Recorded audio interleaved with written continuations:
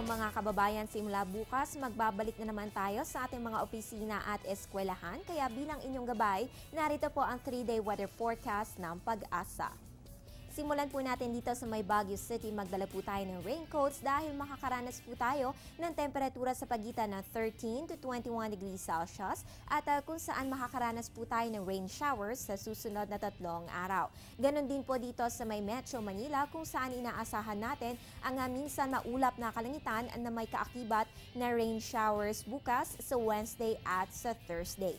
Punta naman tayo sa Metro Cebu mga kababayan. Magiging mainit sa umaga at tanghali, ngunit posible po ang thunderstorms pagsapit ng hapon o gabi sa susunod na 3 araw. Ganitong weather condition din po ang aasahan natin sa may Metro Davao kung saan asahan po natin ang bahagya hanggang sa maulap na kalangitan na may pulo-pulong pag-uulan o pagkidlat-pagkulog bukas sa Wednesday at sa Thursday. At finally dito po sa may Zamboanga City, makakaranas tayo ng fair weather condition pero syempre mas mainam na magdala ng payong binapanangga sa init ng araw o posibleng pag-uulan sa susunod na 3 araw.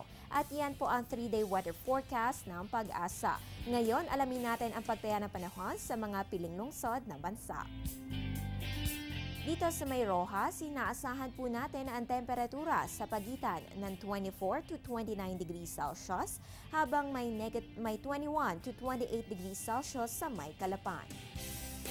Asahan naman natin ang temperatura na maglalaro sa pagitan ng 23 to 32 degrees Celsius sa may Dipolog at Kidapawan, habang 23 to 32 degrees Celsius din po sa may General Santos City at 22 to 31 degrees Celsius sa may Surigao.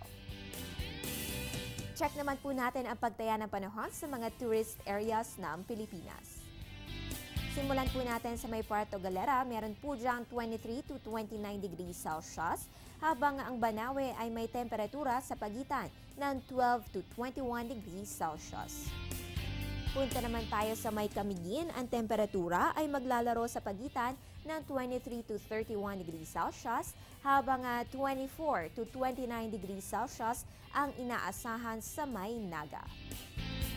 Narito naman po ang extremes of temperature na nai-record ng Pag-asa.